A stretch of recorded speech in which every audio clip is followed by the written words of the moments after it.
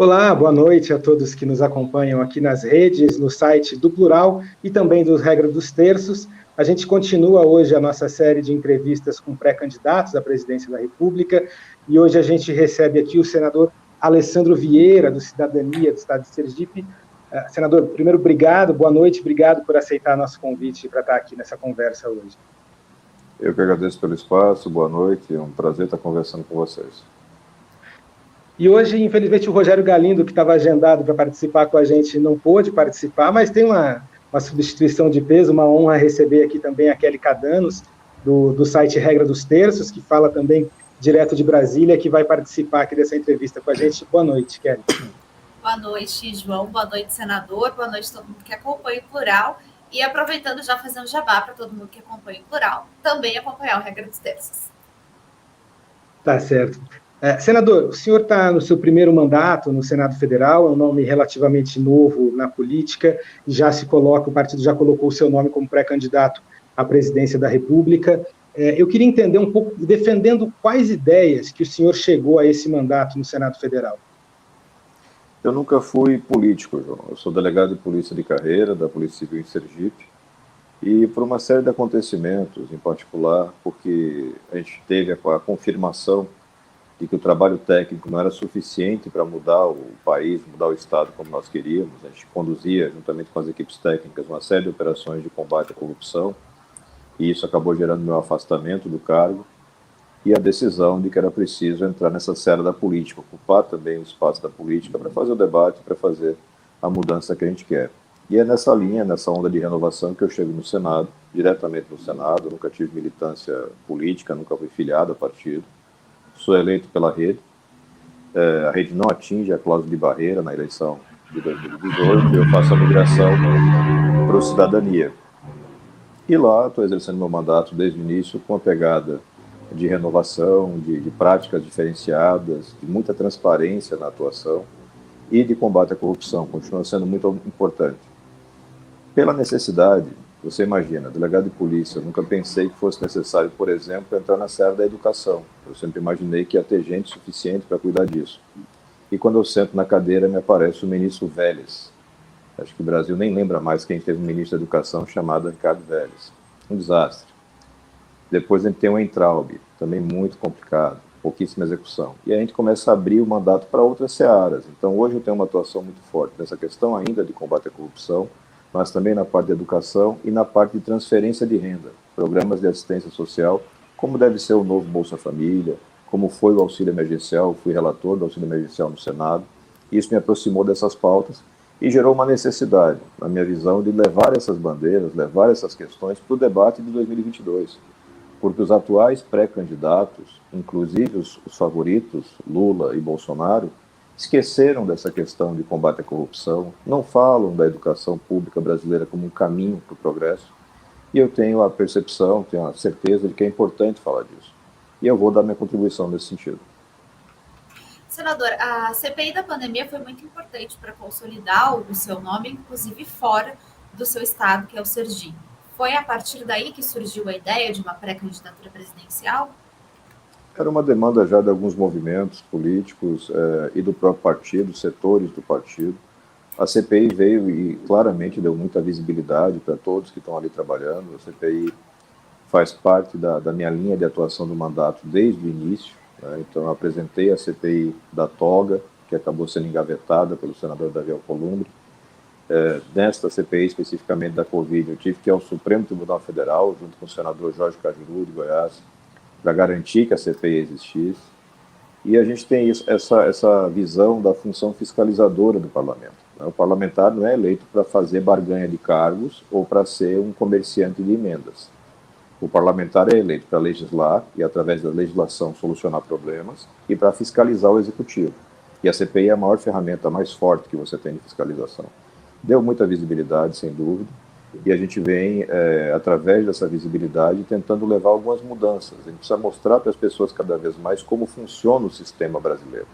Seja o sistema oficial, que tem defeitos, seja o sistema extraoficial, corrupto, que está ali colado no poder em Brasília, desde a fundação de Brasília. E acho que a gente está conseguindo cumprir bem esse papel. Senador, ainda ficando um pouquinho conversando um pouco sobre a CPI, queria aproveitar e trazer uma pergunta que a gente recebeu via Instagram, do Paulo Zempulski. Bom, a CPI já está chegando aí, caminhando para a sua reta final. Ele pergunta, então, qual o desfecho esperado para a CPI? O que se pode esperar a partir da entrega do relatório da CPI? Quais são os riscos a partir disso? Enfim, se ainda essa é a dúvida dele. A gente tem que ter a consciência do que a CPI pode fazer, né? A CPI tem como produto final um relatório. A CPI diretamente não prende, não condena, não faz impeachment. O que ela prepara é um conjunto de informações bem elaboradas, bem fundamentadas, que permitem que outros atores tomem as providências seguintes. Eu acredito particularmente que a CPI vai contribuir muito em duas searas.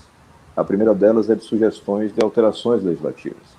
A gente tem gargalos na gestão pública, a gente tem problemas na gestão pública que precisam ser equacionados. E a gente vem trabalhando, enfim, cada senador em particular, e acredito que o relator em especial, para apresentar no relatório essas sugestões de propostas legislativas. E, ao mesmo tempo, vai se fazer um relato dos fatos com os correspondentes indiciamentos. Você tem prova hoje nos autos da CPI do cometimento de vários crimes, inclusive por parte do presidente da República, Jair Bolsonaro. Com base nesse relatório, é possível você ter uma denúncia por crime comum, é possível você ter uma denúncia por crime de responsabilidade, no consequente processo de impeachment, e seguramente teremos também uma denúncia por crime contra a humanidade perante o Tribunal Penal Internacional. São fatos muito graves e que vão se acumulando e que, na minha opinião, devem fazer com que a CPI se prolongue por mais algumas semanas, 2 ou 3 semanas, não mais que isso, mas inviabiliza o encerramento precoce.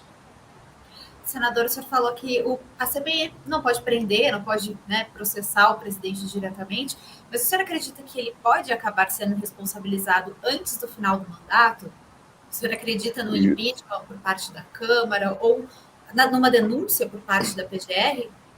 Juridicamente, existe substância para isso. Ou seja, na minha visão, na visão da CPI, que vai ser ainda confirmada no relatório, que é votado, mas muito provavelmente a conclusão será de que sim, Jair Bolsonaro cometeu crimes que podem motivar o impeachment. Só que o impeachment é um processo complexo, ele é jurídico e ele é político ao mesmo tempo. E você tem uma trava que é equivocada do seu ponto de vista constitucional, mas existe, que é a vontade unilateral do presidente da Câmara.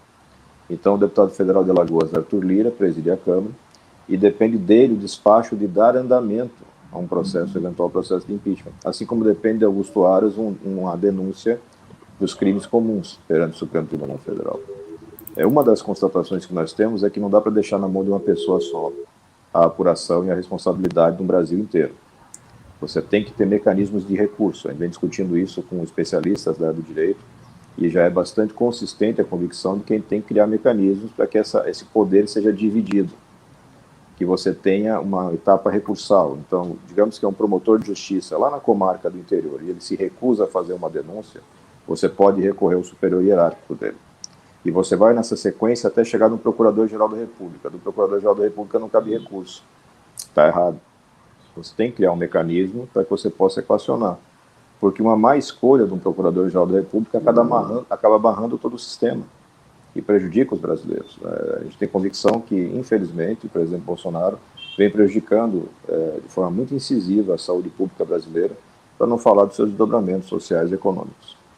E no caso, essa pode ser uma contribuição da CPI, essa alteração legislativa, criando essa forma recursal, tanto quanto em relação à atuação do PGR, quanto ao presidente da Câmara, por exemplo, que é o único que pode decidir sobre o impeachment? Sim, acredito que é possível. Já existem vários projetos nesse sentido. Desde que eu cheguei no Congresso, uma constatação que eu tive muito rapidamente é que os regimentos que regem as casas são muito antigos e são imperiais. O presidente da casa, o presidente de uma comissão, tem um poder incontrolável, ele faz o que quer. A gente está vendo agora o Davi Alcolumbre como presidente da CCJ, simplesmente não marcando a sabatina do indicado para o Supremo. Eu acionei o Supremo Tribunal Federal, novamente junto com o Jorge Cajuru, para que o Supremo obrigue a realização da sabatina. Você não pode obrigar a aprovação, mas você não pode recusar a sabatina. Hoje nós temos um Supremo Tribunal Federal com um membro a menos, porque um senador, abusando de autoridade, se recusa a fazer um ato formal, que é o agendamento. Mas isso não é um ato político também? Não tem previsão constitucional para que você tenha uma avaliação política do indicado. Não é isso que diz a Constituição. A Constituição diz que a gente tem que fazer uma sabatina para avaliar se ele é dotado de notório saber jurídico e reputação ilibada. O Congresso não escolhe indicados. Quem escolhe o indicado é o presidente da República. E aí o Senado tem que fazer uma sabatina que seja firme, que seja incisiva, mas que avalie esses dois pontos. O conhecimento jurídico desse cidadão é compatível com a Casa, com a Suprema Corte, a reputação dele é ilibada, e a partir daí encaminhar para votação em plenário, votação na comissão depois do plenário.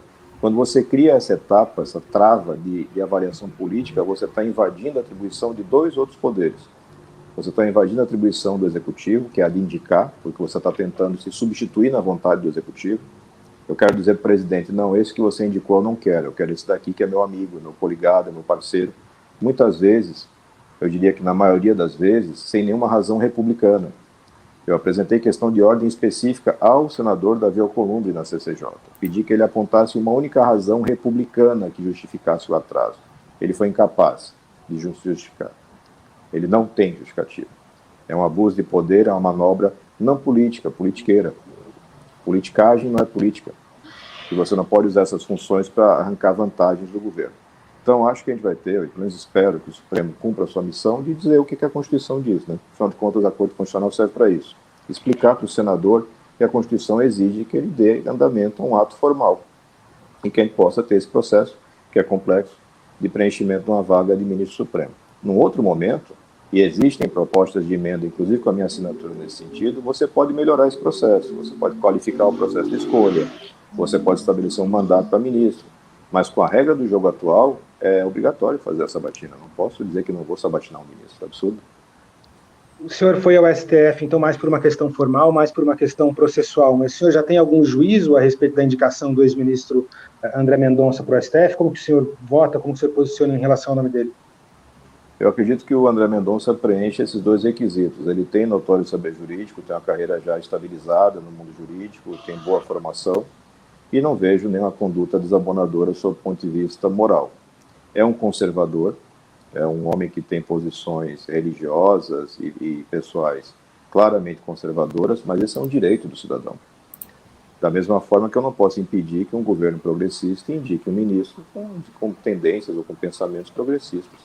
O que eu não posso permitir é que se indique um bandido. O que eu não posso permitir é que se deixe um buraco no Supremo. Então, uma coisa que eu tenho feito desde que entrei, e o fato de vir uma carreira jurídica, enfim, de ter uma formação jurídica e ter me preparado para fazer o trabalho como senador, é que eu tenho atuado para tentar trazer o jogo para dentro das linhas da Constituição. Você percebe muitas vezes que aquele aquário de Brasília, eu uso sempre essa imagem, Brasília é um aquário que governa o oceano. Não se comunica com o oceano, muitas vezes ignora a realidade do oceano, mas segue regras que só funcionam dentro do aquário. Dentro do aquário faz sentido usar o seu poder para extorquir emendas, para abrir espaço para nomeação para cargos públicos, mas no aquário. Quando você vai para a lei e você vai para o mundo real, não, é o contrário, isso é crime. Eu tenho que fazer as coisas funcionarem. Então, objetivamente, eu acho que o André Mendonça atinge e atende esses requisitos constitucionais, não vejo motivos para se fazer a rejeição. Talvez não fosse um nome que eu pessoalmente indicaria, mas eu não tenho essa função constitucional. Essa função foi atribuída ao presidente da República, goste dele ou não. Mais cedo o senhor falou que o processo de impeachment é um processo também político. Eu queria que o senhor fizesse ainda que o processo dependa da Câmara para começar, queria saber, primeiro, se o Cidadania, o teu partido, já tem uma posição sobre o andamento ou não do impeachment, e qual a avaliação política que o senhor faz da possibilidade de tramitar, de avançar um processo de impeachment contra o presidente. O Cidadania é um partido extraordinário porque completa 100 anos no ano que vem, é o partido mais antigo do Brasil, ele foi o Partido Comunista lá no século passado, e ele foi se modernizando. E uma das últimas modernizações, já quando eu entrei no partido, foi a mudança de estatuto que garante uma autonomia maior para o parlamentar. Separa a atuação do parlamentar das posições do partido. O partido já há bastante tempo é favorável ao impeachment do presidente Jair Bolsonaro. Entende que estão preenchidos os requisitos. A maioria dos parlamentares também tem essa posição e eu, particularmente, entendo que existem motivos para fazer o impedimento do presidente. Entendo que ele cometeu, reiteradas vezes, crime de responsabilidade, seja nos ataques à democracia, seja nas ofensas e ameaças a autoridades, seja também no descumprimento do direito básico de saúde pública do brasileiro. A conduta de Bolsonaro na pandemia negou a milhares, milhões de brasileiros o melhor atendimento. E ele sabia, porque estava orientado pelos técnicos, qual era o caminho, qual era o consenso global, mas optou politicamente por seguir um caminho absolutamente oposto. Isso tem que ter consequências jurídicas. Mas isso não quer dizer que todos os deputados vão votar nesse sentido. Eu não fiz nenhum tipo de coleta ou análise individual com cada deputado, e eles têm direito de autonomia.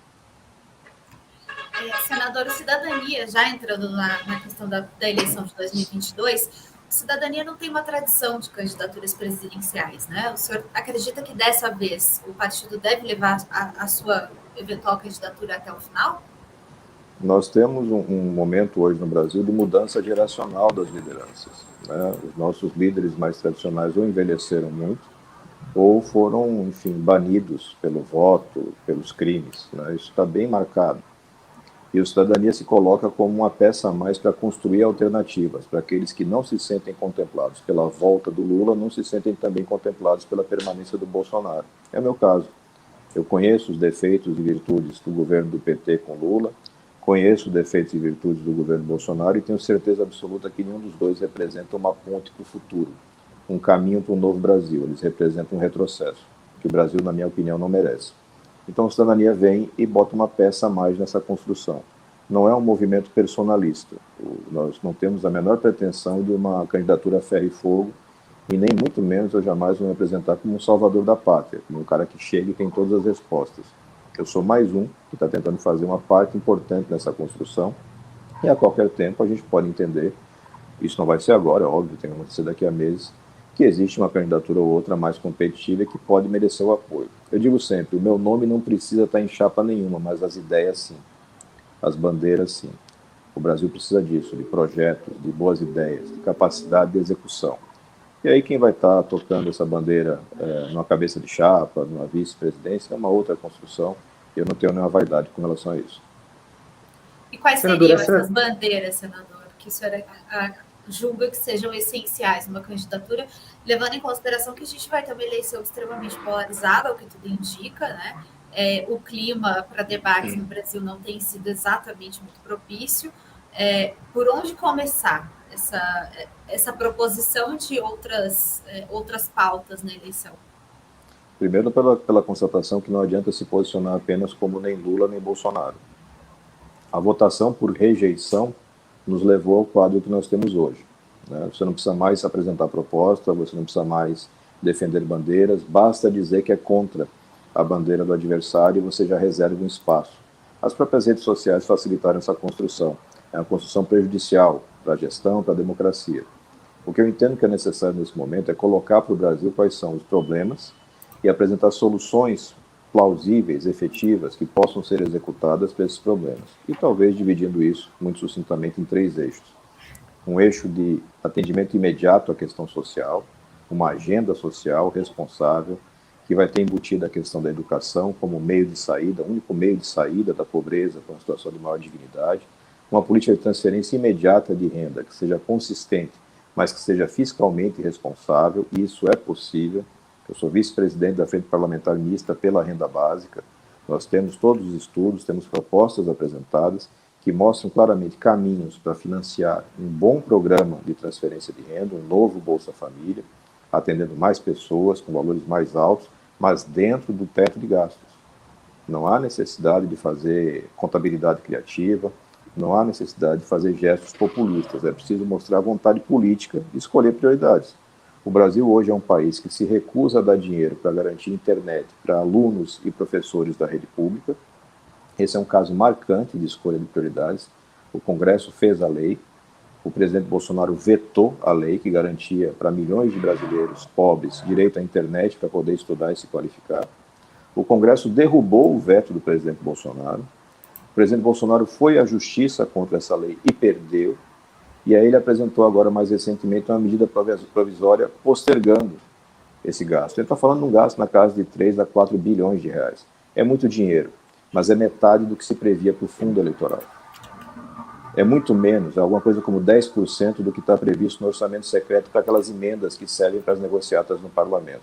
Então isso é a questão política, você dá prioridade porque é mais importante, aí você tem um eixo social. Você tem que ter um eixo muito claramente de recuperação econômica. Passa por reformas estruturais, passa por uma estabilidade consistente, Nós temos que ter clareza nas reformas para que ocorra um diálogo com a sociedade e você possa daí ter aprovação no Congresso Nacional sem maiores traumas. E a gente tem um exemplo muito recente, que foi a reforma da Previdência. Você pode concordar ou não concordar com a reforma. Tem espaço técnico para dizer isso. Mas você tem que reconhecer que o Brasil conseguiu fazer uma reforma da Previdência sem choque na rua, sem greves gerais, sem violência, e que teve um bom impacto do seu ponto de vista de ajuste de contas. Isso é possível fazer. E, por último, um eixo de integridade, que é transversal. A gente tem que acabar com esse mar de corrupção que ainda existe no Brasil, a falta de cuidado técnico na construção de projetos, a falta de transparência na execução dos projetos, que faz com que você vá desperdiçando dinheiro. Dinheiro que faz falta. Você tem, hoje, vários contratos, licitações, editais suspensos por solicitação, inclusive nossa, do nosso mandato, de outros parlamentares, do Ministério Público, porque flagrantemente feitos com o descumprimento da lei. Então, quando você junta isso tudo, você mostra um caminho. Mas essa construção, Kelly, tem que passar por um debate aberto com a sociedade. E tem tempo para fazer isso. Por isso que é importante começar a discutir agora pré-candidaturas baseadas em projetos. Senador, essa ideia de construção de uma terceira via parece que ela encontra muito respaldo entre lideranças políticas, entre formuladores do debate público, mas a gente não vê ela refletando, ela não aparece tão fortemente nas pesquisas que são feitas. Como dar capilaridade, densidade, como dar voto a uma ideia dessa de terceira via, num cenário em que boa parte da população parece comprometida em votar ou em Lula ou em Bolsonaro? Você tem que respeitar as etapas do processo de construção, né? Eu vejo muita ansiedade nas análises políticas, nos grupos, né, que envolvem parlamentares, e me parece que o pessoal espera uma solução mágica, um nome que vai surgir de alguma gaveta, de alguma cartola, e que magicamente vai convergir as opiniões dos brasileiros. Eu não acredito que isso vai acontecer. Eu acho que a etapa agora é justamente de ampliar o debate, mostrar os nomes, mostrar as bandeiras, engajar as pessoas na discussão, e mais na frente você vai concentrar em um ou dois nomes de candidaturas fora dos polarizados, né? Fora do Lula, que não vai abrir mão da candidatura, fora do Bolsonaro, que também não vai abrir mão da candidatura. Você vai ter ali uns dois nomes que devem concentrar essa energia. E aí sim você vai poder verificar se o povo quer ou não quer essa alternativa. Porque também, se não quiser, é um direito. A democracia funciona assim. A democracia não é o que eu acho. A democracia é o que a maioria, pelo voto, manifesta. Mas eu tenho convicção, João, e as pesquisas apontam nesse sentido, que a rejeição ao Bolsonaro, a rejeição ao Lula, é muito elevada. E é muito elevada porque o povo não esqueceu o que o Lula fez lá atrás e não esqueceu o que o Bolsonaro ainda está fazendo. Mas se você não consegue encontrar nomes que tenham conhecimento suficiente, ou seja, que as pessoas tenham tempo de conhecer e tenham tempo de criar um vínculo de confiança, você não vai conseguir fazer terceira via. Você vai ter que escolher entre os dois num segundo turno.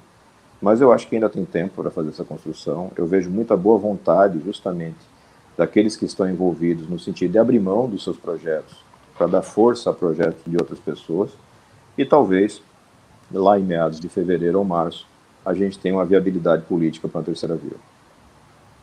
Senador, o senhor votou em Bolsonaro no segundo turno das eleições, 2018. O senhor se arrepende dessa decisão? Faria diferente se pudesse voltar atrás? Sim, eu me arrependo do voto em Bolsonaro. Já manifestei isso diversas vezes. Quando Votaria eu escolhi, na Haddad? eu teria trabalhado mais por uma outra alternativa. Claro que meu lugar naquele momento era diferente, né? Era uma pessoa que não fazia parte da política, não era dirigente partidário, não era senador da República.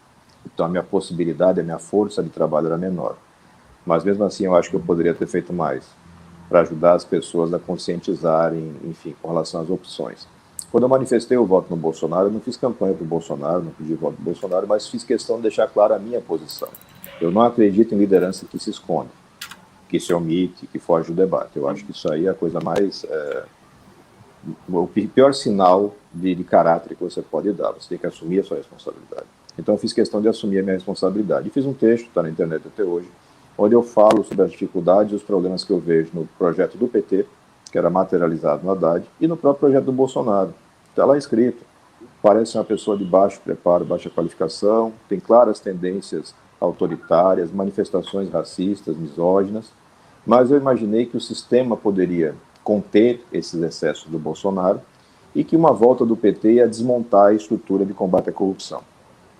Então, obviamente, estava errado. Eu tenho que ter a humildade de reconhecer que foi o contrário que aconteceu. Bolsonaro não foi controlado pela assessoria técnica, pelo contrário, ele destruiu e está destruindo progressivamente as estruturas técnicas. Ainda no primeiro semestre de 2019, ele estava lá votando junto com o PT para destruir as estruturas. Farc participou diretamente do acordão que desmontou a Lava Jato no Supremo e fez isso porque é um cidadão, ele e sua família, que tem rabo preso. E isso não foi devidamente esclarecido na época da eleição, a gente não tinha essa informação. Então, eu objetivamente tenho que dizer que me arrependo do voto e que, como me comprometi naquela declaração lá atrás, porque ao mesmo tempo que eu fazia um diagnóstico e manifestava meu voto, eu dizia que minha posição ia ser de defesa da democracia intransigente e de combate contra os erros. Eu estou cumprindo a minha palavra, eu continuo no mesmo lugar. Quem mudou foram outras pessoas. E vou continuar fazendo isso. Acho que precisa fazer. A gente tem que fazer esse enfrentamento e parte por recuperar essas pessoas que acreditaram, são 57 milhões de brasileiros que acreditaram numa propaganda, num personagem de internet. Mas lá em 2018 já se tinha notícias de irregularidades envolvendo o nome do presidente e dos filhos, né? No caso da rachadinha, funcionários fantasmas no gabinete. Não é exatamente uma surpresa, né? Ele não ter nenhum compromisso com o combate à corrupção. A operação, se você retornar no tempo, Kelly, a operação não é realizada antes da eleição, por uma deliberação do desembargador da época do Tribunal de Justiça do Rio de Janeiro, que se recusa a autorizar a operação Furna da Onça, porque ela teria repercussões políticas. Mas a Folha já noticiava alguns casos. Infelizmente, a gente tem essa parte de mídia que não gera o mesmo impacto que teria gerado as provas que já estavam na mão do Ministério Público e da Justiça. Então, quando você volta na história, é sempre bom ter essa preocupação com a história, né? Quando você volta na história, tem pequenos atos que aparentemente não têm impacto, mas que mudam todo um resultado. Já existia na época condições de dar ciência, dar informação aos brasileiros de que existiam provas de um grande esquema de drenagem de dinheiro, que é apelidado de rachadinha, que é um nomezinho bonitinho, para um crime grave, que é o peculato. E que só agora, recentemente, o TSE firmou jurisprudência de que é, sim, causa de inexigibilidade e é, entre aspas, corrupção gravíssima. Então, isso não foi suficientemente ventilado naquela época. A gente teve algumas matérias que ficaram, acho que restritas à Folha, né? Acho que talvez de baixa repercussão, e longe de ter um impacto de informação para o Brasil todo. A Folha de São Paulo, por mais que seja o maior jornal brasileiro, está muito longe de ser o maior veículo de informação do Brasil. A gente sabe disso. A gente demora para ter acesso a isso. E a gente não sabia também naquela época do alcance das redes sociais do ponto de vista de manipulação de opinião. Esse é um outro ponto. A gente não conhecia as ferramentas que hoje nós conhecemos, graças à CPI das fake news, graças ao inquérito das fake news do Supremo. Agora a gente sabe o quanto de informação é manipulada na rede social e o quanto isso facilitou a caminhada de vários candidatos, né? O Bolsonaro não inventou nada disso, mas usou de forma de profissionalismo inédito. Senador, o senhor parece ter tido uma relação sempre de admiração pela Operação Lava Jato e até um discurso, por muito tempo, muito alinhado com com esse discurso político que acabou se cunhando como lavajatismo. Eu queria saber, depois da série de reportagens da Vaza Jato, depois das decisões judiciais mais recentes, que análise o senhor faz hoje da Operação Lava Jato? Mudou essa relação de admiração que o senhor tinha? Eu tenho a vivência exata do que é combater a corrupção como delegado de polícia. Eu sei das dificuldades, eu sei como funciona o sistema. A Operação Lava Jato foi a primeira que conseguiu chegar efetivamente ao andar de cima. Várias outras grandes operações foram barradas antes. O sistema de corrupção no Brasil é enorme, é enraizado profundamente em todas as instituições. E ele não é ideológico. Então, uma exploração que veio da Lava Jato e que não foi devidamente tratada no momento, é essa percepção de que o PT inventou a corrupção no Brasil e que os partidos de esquerda representam um sinônimo de corrupção. Essa é uma mentira. A corrupção não tem cor, não tem cara, ela está ali à disposição.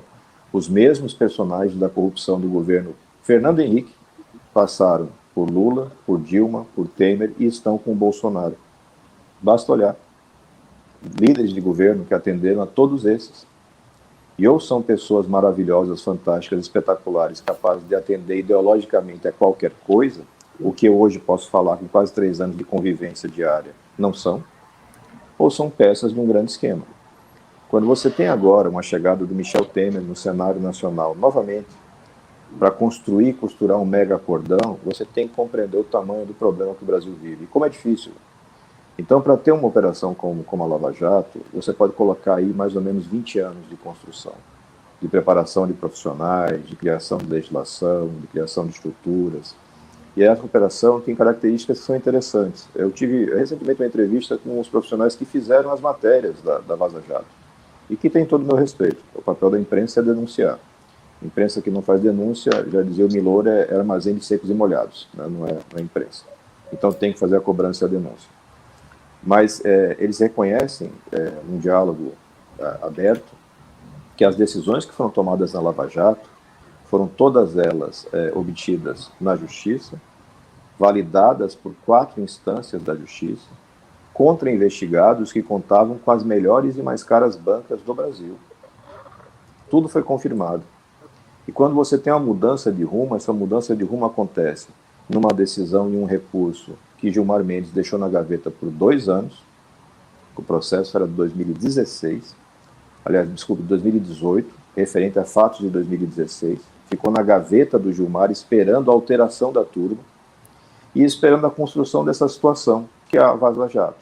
A Vaza Jato é uma matéria baseada no hackeamento, no roubo de conteúdo de informações.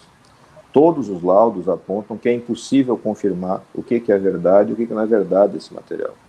Em nenhum outro caso você teria um julgamento, com decisões baseadas em conteúdo subtraído, conteúdo obtido por meio de crime. Mas isso aconteceu nesse caso. O que eu coloco com os próprios procuradores, desculpa, senador, os próprios procuradores nunca afirmaram que são mentirosas as conversas, né? Que os dados são falsos. Você tem a fragmentação das conversas. E você também não tem em nenhum momento a confirmação do conteúdo ipsilíteres do que está sendo publicado. Mas, de toda forma, que eu coloco o conteúdo... Mas, senador, eles nunca negaram o conteúdo e teve uma procuradora, inclusive, que chegou a vir a público pedir desculpas pela forma como falou nas mensagens a respeito do ex-presidente. Mas eu não estou falando e não posso falar que as mensagens são falsas, querido. Mas quando eu peço o cumprimento da lei, eu não posso pedir o cumprimento da lei seletivamente. Se eu chego num júri com uma prova obtida por meio de crime, o júri vai levar em consideração essa prova? Se for para absolver, a legislação permite. Não no contexto que foi, tanto que os ministros todos referiram que não estavam utilizando aquela prova. Eles citaram, mas não utilizaram. Você teve uma mudança de posicionamento de alguns ministros, 2 particularmente, baseada em opinião individual. Eles já tinham se manifestado sobre aquele tema, eles reconhecem que nenhum fato novo transcorreu com relação àquele tempo, mas mesmo assim decidem. Mas eu acho que é preciso reconhecer que a gente vive uma democracia e essa é uma discussão superada. O Supremo Tribunal Federal, por 7-4, firmou uma posição. E ou você admite que vive num sistema constitucional e se submete a ele, então você vai ter a preservação da sua opinião individual. Na minha opinião individual, o que você teve foi um acordão, porque se chegou a uma conclusão de que era o momento de passar uma régua e liberar todo mundo. O último agora beneficiado foi o Eduardo Cunha. Alguém tem dúvida que o Cunha é bandido? Alguém tem dúvida daqueles bilhões de reais devolvidos, das confissões, das delações? Ninguém tem dúvida disso. Mas acho que essa é uma questão hoje de debate mais político. Juridicamente já está resolvido. 7-4, o juiz Sérgio Moro foi julgado suspeito. Você vai ter uma cascata de absolvições. Mas eu chamo a atenção porque a gente continua nesse processo de destruição que aconteceu na Itália, que aqui foi alardeado pelo ex-senador Romero Jucá, que é o estancar a sangria e começar a resolver tudo. Então nós temos tentativas constantes no Congresso Nacional de aprovação de leis que fragilizam o combate à corrupção, fragilizam a proteção ao dinheiro público. Você tem decisões judiciais e nos órgãos administrativos que vão na linha de perseguir e constranger aqueles que atuaram em investigações. Nós temos hoje os procuradores do Rio de Janeiro sujeitos à demissão da Lava Jato do Rio, porque publicaram um release sobre uma operação que não estava em segredo de justiça. Então, tem muita coisa aí que passou bastante do razoável. E só para completar só essa informação, a Operação Lava Jato do Rio foi a que menos apareceu na mídia, ela nunca foi muito midiática, a do Paraná foi imensamente mais conhecida. A do Rio foi a que chegou no judiciário, e por isso é que sofre uma retaliação tão mais grave. Kelly, desculpa te interromper, eu sei que você ia fazer uma pergunta, mas a gente está já chegando no tempo limite que a gente tem com o senador, que a gente tinha acordado. Eu queria só fazer uma última pergunta aqui, senador, até uma sugestão da Kelly, que o senhor já falou mais cedo e é conhecido por defender uma CPI de investigação do próprio judiciário. O senhor acha que nesse momento em que o judiciário virou o principal inimigo de movimentos claramente antidemocráticos, que foram para a rua até com frases defendendo a destituição de ministro, o fechamento do STF, o senhor acha que esse é um momento politicamente propício para que se faça essa CPI? A CPI que eu apresentei nunca foi para investigar o judiciário. O poder tem que ser preservado. Pessoas que ocupam cargos no poder precisam ser investigadas, porque ninguém está acima da lei. Mas a gente tem que fazer sempre uma escalada democrática e juridicamente defensável, sólida. Então eu apresentei, por exemplo, o pedido de impeachment contra o ministro Alexandre de Moraes e Dias Toffoli pela instauração do inquérito das fake news em abril de 2019. Em abril de 2019, porque é abuso. Eu não posso achar que abuso é a resposta adequada para o problema, porque eu estou validando toda a lógica. Eu vejo críticas ao ex-ministro da Justiça, que a gente até falou, André Mendonça, porque instaurou procedimentos com base na Lei de Segurança Nacional contra pessoas que criticavam Bolsonaro. E essas mesmas pessoas elogiam o Alexandre porque ele emite decisões num inquérito que é flagrantemente inconstitucional contra pessoas que criticam o judiciário, contra pessoas que praticam atos antidemocráticos. Eu não posso achar que o abuso é solução. É muito perigoso isso, porque o abuso um dia se volta contra você mesmo. Mas, objetivamente, João, eu não acho que agora seja o momento de uma CPI desse tipo. Acho que não tem tempo para isso. A gente está no final de legislatura, a gente aproxima já agora muito de um processo eleitoral, mas é sim tempo de legislar. Eu preciso deixar ainda mais claro, de novo, seguindo o meu jeito, que é sempre muito objetivo e técnico. Eu acho que o inquérito das fake news que tramita no Supremo é absolutamente inconstitucional. Ele tem a mesma pessoa na condição de vítima, investigador, denunciante, julgador. Isso aí é absolutamente constitucional. Mas o Supremo, por 10-1, disse que é constitucional. Então, não adianta ficar ciscando em cima disso daí. Eu preciso fazer agora uma emenda à Constituição para deixar mais claro ainda que ninguém pode ser, ao mesmo tempo, vítima, denunciante, investigador e juiz. Estava escrito já, mas vamos escrever de novo para ver se negrito talvez funcione. Mas, senador, o senhor fala de pedir abusos, etc., mas o senhor, por exemplo, foi contra o projeto de lei de abuso de autoridade. Da forma como estava escrito, ele era muito mais destinado a fazer um cerceamento da atuação das autoridades do que a coibir abusos. Esse movimento pendular, de você ter uma operação que chegou perto demais de gente poderosa, e olha, Kelly, hoje eu posso falar, eu sempre falei pelo lado do investigador, hoje eu falo do lado do político. Uma das coisas mais esquisitas da minha vida hoje é dizer assim, eu sou político, né? Hoje eu sou político há quase 3 anos. Eu convivo com essas pessoas. Eu sei perfeitamente o que está acontecendo. É um movimento de retaliação de quem teve coragem de investigar. É um movimento de proteção de corruptos, de criminosos, que estão aí sugando o Brasil há décadas. E são os mesmos, não muda muito não. Então eu tenho que ter a consciência de poder explicar para as pessoas o que acontece. Eu tenho que ter a responsabilidade de dizer, olha, é importantíssimo combater os atos antidemocráticos. Jair Bolsonaro é um governador, um presidente da República golpista. Ele defende o golpe. Ele defende a ditadura. Ele vem investindo fortemente em armar as pessoas, desinformar as pessoas e criar estruturas para cometer crime. Isso tem que ser combatido. Mas se eu concordo que o combate pode ser ilegal, eu estou abrindo uma porteira que permite tudo. Eu tenho que cobrar que o Procurador-Geral da República faça o seu trabalho. Se ele não fizer, eu tenho que tirar ele da cadeira. Eu tenho que cobrar que as instâncias de investigação, inclusive a Polícia Federal, faça o seu trabalho. Eu não posso achar que alguém vai vestir uma capa preta e vai virar um super-herói de desenho animado. Não vai. São seres humanos com ligações políticas, infelizmente, no Brasil e em Brasília, isso é horrivelmente ostensivo. Você discute investigado, investigador, juiz, sentadinho na mesma mesa nos jantares da bela capital brasileira. A gente vai ter que trabalhar muito para mudar essa realidade e uma parte da mudança passa por esclarecer as pessoas. E eu tenho tentado fazer essa parte tão difícil do debate, que é muito mais fácil você seguir uma das correntes, né? Você não apanha tanto. Senador, já deu aqui o nosso tempo que a gente tinha acordado com o senhor, com a sua assessoria. Eu agradeço muito, em nome do Plural, o senhor ter aceitado esse convite para conversar com a gente. Agradeço a Kelly também, que participou, e agradeço especialmente a quem nos acompanhou nessa entrevista. Muito obrigado, senhor. Eu que agradeço pelo espaço, muito produtivo, não conhecia diretamente o trabalho de vocês, mas já virei fã. Parabéns. Obrigada, senador. Obrigado, até a próxima.